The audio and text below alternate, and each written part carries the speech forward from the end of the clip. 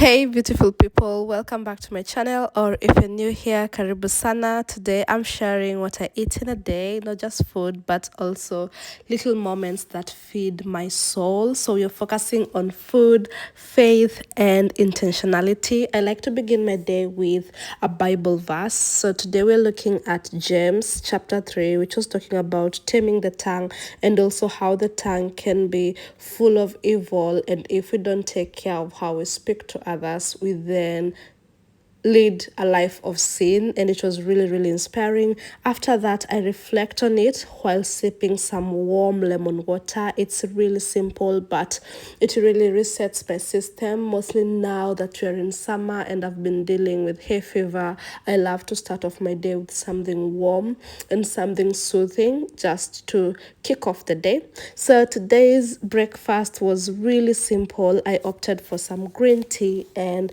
avocado toast. So for my avocado toast, just to make it a bit more delicious, I added a bit of salt and basil.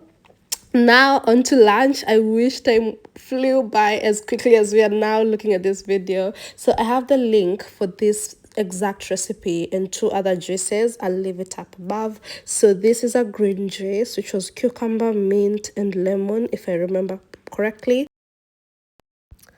I served it up with some rice and chicken stew, and the star of the show for this particular lunch was the delicious cucumber, tomatoes, and onion salad. It was so delicious. I also have a link for that specific salad recipe and three other salad recipes. I'll also leave that link down below. That video was performing really well, so make sure you click on it and also view that specific video.